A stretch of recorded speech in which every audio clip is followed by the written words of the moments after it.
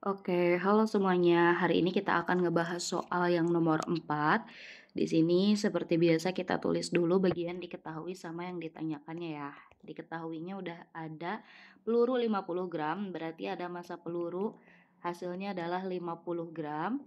Yaitu kalau diubah ke dalam kilo tuh berarti 50 dibagi 1000 ya. Jadi 0,05 kilogram. Terus kecepatannya 400 meter per second, berarti Vp adalah 400 meter per second. Menumbuk dan menembus balok, berarti ada balok, massa balok yaitu 5 kg. Yang diam, berarti kecepatan balok awalnya 0 meter per second di atas bidang datar licin. Oke, kecepatan peluru setelah menembus balok, berarti Vp aksen adalah 200 meter per second. Sesaat setelah peluru menembus balok, balok memasuki bidang kasar dan menempuh jarak 1 meter. S-nya 1 meter hingga balok berhenti. Oh, kita harus gambar dulu nih teman-teman biar kebayang ya. Jadi intinya ada dua permukaan. Kita gambarnya kayak gini dulu deh. Jadi ada yang licin sama ada yang kasar. Ini pertama yang licin dulu. Terus yang kedua ada yang kasar. Nah, kasar. Lalu ada balok.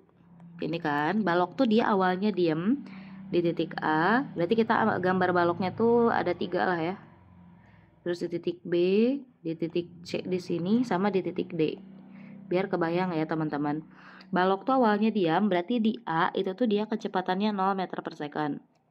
Terus karena ada peluru kan di sini 50 gram, ini misalnya peluru, atau kita gambar pakai warna lain deh ya. Peluru misalnya adalah warna pink. Ini peluru, ada peluru yang menumbuk balok, menembus balok, berarti kan baloknya jadi gerak gitu ya. Makanya balok di sini nanti akan ada kecepatan karena ditumbuk oleh si peluru, misalnya VB. Nah, VB itu tuh akan menjadi kecepatan awal bagi balok yang berada di bidang kasar di sini. Jadi VB itu bakal sama kayak VC sebetulnya. Yang mana nanti si baloknya bakalan berhenti di D. Berarti VD-nya bakalan sama dengan 0 lagi. Gitu. Apakah teman-teman kebayang kegiatan yang dilakuin oleh balok? Nah, jaraknya sampai berhenti tadi itu adalah 1 meter. Yang ditanyain itu adalah koefisien geseknya. Nah, ini rada lumayan bingung untuk nulisnya. Nulis yang diketahuinya. Jadi ini kita tulis VBA deh ya. Kecepatan balok di A itu tuh dia 0 meter per second. Tapi sesaat setelah peluru menembus balok, balok menelusuri bidang kasar dan menempuh jarak 1 meter hingga balok berhenti. Berarti balok berhenti itu adalah kecepatan balok di D, yaitu adalah 0 meter per second. Gitu ya. Jadi balok gerak dulu tuh dari A ke B, B ke C, C ke D tuh dia gerak dulu si baloknya. Koefisien antara balok dan bidang, berarti yang ditanyain adalah koefisien gesek. Ditanyain adalah mu. Ini tuh berhubungan sama dinamika partikel, teman-teman. Kalau ingat rumus mu atau gaya gesek itu adalah mu dikalikan dengan n kan. N tuh gaya normal. Berarti nanti teman-teman harus tahu dulu gaya normalnya berapa. Nah, untuk tahu gaya normal nanti sebenarnya bisa dilihat dari sumbu Y. Nanti kita kerjain satu persatu deh ya. Oke, kita kerjain aja satu persatu langsung agar langsung kebayang gitu apa yang harus dikerjain pertama kali. Oke, sebelumnya kita harus tahu dulu berapa besar kecepatan balok di B dan di C itu yang nilainya sama tadi. Yang mana kita bisa menggunakan rumus hukum kekekalan momentum. Jadi pertama kita akan cari kecepatan balok di C, yang mana akan sama nilainya dengan kecepatan balok di D. Itu tuh adalah kecepatan awal balok untuk menempuh bidang kasar. Oke, teman-teman. Nah, rumusnya pakai hukum kekekalan momentum aja, berarti sigma P yang sebelum itu tuh akan sama dengan sigma P yang sesudah. Di mana ini tuh adalah momentum antara dua buah benda, yaitu si peluru dan balok. Berarti massa peluru dikali kecepatan peluru ditambah dengan massa balok dikali kecepatan balok di mana di A sama dengan ini juga sama berarti MP kali VP aksen ditambah dengan kita MB dikali VB. Nah, kita boleh nulis VB aksen atau kita tulisnya VB di B aja ya. Kecepatan balok di B gitu, biar nanti kita gak bingung. Ini sorry nih, ada lagi nih. VB di B. Terlalu gede penghapusnya. Sorry teman-teman. Sorry. Berarti kita tuh nyari VB di C yang mana akan sama dengan VB di B. VB di B dulu deh ya. Yang mana akan sama dengan VB di C. V sigma P sebelum sama dengan sigma. Ini apa tuh? Gambar apa tuh? Bentar kita hapus dulu. Ini sigma P sesudah. Sigma P sesudah. Oke. Sekarang kita tinggal masukin nilainya. Massa peluru tuh udah diketahui tadi sebesar 0,05 kilo. Kecepatan pelurunya adalah awalnya 400. Ditambah dengan massa balok MB itu adalah 5.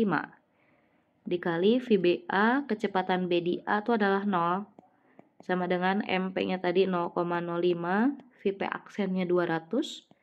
Ditambah MB-nya adalah 5, VBB itu tuh adalah kita gak tahu karena ini yang ingin kita cari. 0,05 dikali 400 berarti 20 ya? 20. Iya, 20 ditambah 5 kali 00 sama dengan 0,05 kali 200 berarti 10.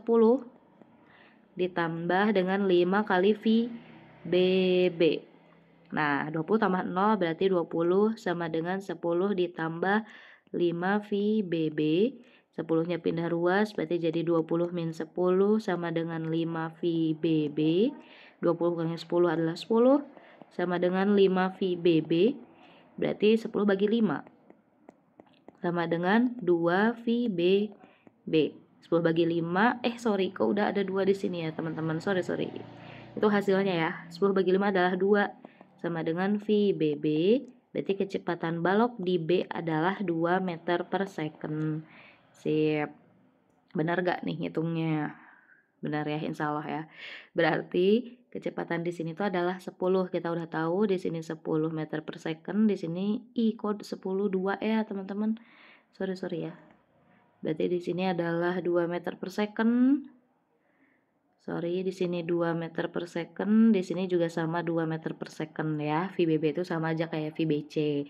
Nah, sebelum kita mencari berapa si mu-nya, kita juga harus tahu berapa perlambatannya. Berarti kita yang kedua cari A dulu teman-teman.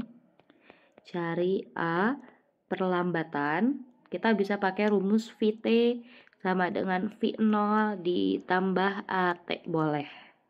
Tapi kalau pakai rumus ini nanti gak tahu berapa T-nya ya. Berarti salah nih, bukan pakai rumus ini. Pakai rumus VT kuadrat sebenarnya bisa ya. VT kuadrat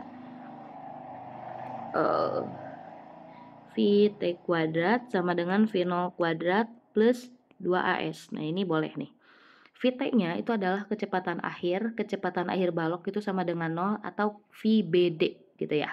Kita tulisnya kayak gitu. Berarti VBD kuadrat, kecepatan awalnya itu adalah saat dia di B atau di C, kita tulisnya jadi VBC kuadrat. Yang mana ini nilainya nanti bakal sama ya. Ditambah 2 kali A kali S. VBD-nya 0, VBC-nya adalah 2 kuadrat, ditambah 2 dikali A kali S-nya adalah 1 meter, tadi jarak sampai dia berhenti. Berarti 0 sama dengan 2 kuadrat 4 tambah 2A, 4-nya pindah ruas, jadi min 4 sama dengan 2A, berarti min 4 dibagi 2 sama dengan A, hasilnya adalah 2. Berarti min 2 sama dengan A, berarti A-nya adalah min 2 meter per second kuadrat. Nah, maksud dari min 2 itu adalah dia diperlambat pergerakannya. Artinya berkebalikan dengan pergerakan benda. Bendanya kan geraknya ke kanan ya. Kita lihat C ke D itu dia ke kanan. Berarti percepatannya atau perlambatannya itu dia adalah ke arah kiri.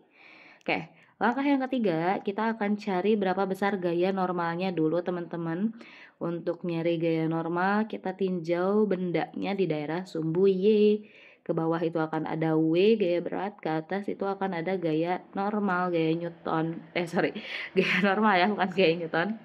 Nah, di daerah sumbu Y, bendanya tidak akan bergerak, artinya bendanya diam, berarti akan berlaku hukum pertama yaitu sigma F sama dengan 0.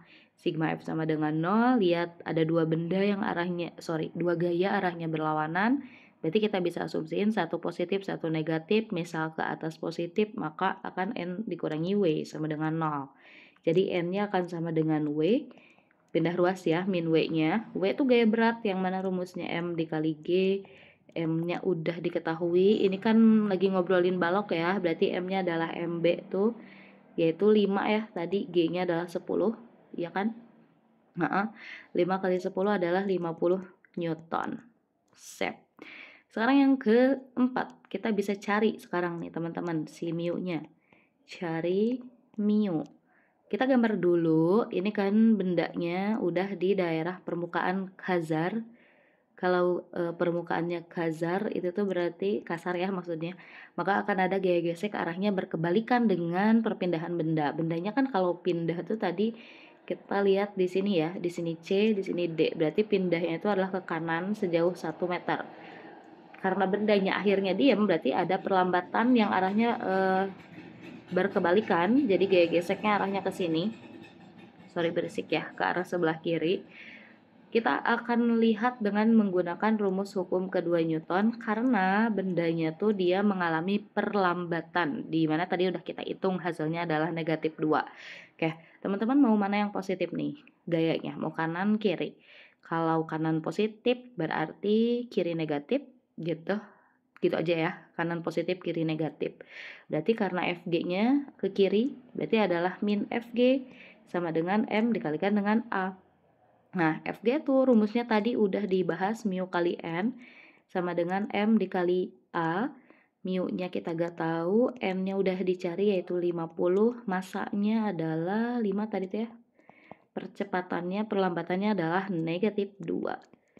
Sip, berarti min mu dikali 50 sama dengan 5 kali negatif 2 adalah negatif 10. Berarti ini tuh min 50-nya boleh pindah ruas, jadi min 10 dibagi min 50. Ini tuh bisa diperkecil jadi 1/5 ya. 1/5 itu adalah 0,2. Adakah hasilnya teman-teman sejauh ini? Kita mencari mu-nya 0,2. Jawabannya adakah? Ada. Oke, berarti jawabannya yang ini ya, yang D kayak gitu. Makasih banyak udah mau menonton, semoga videonya bisa membantu.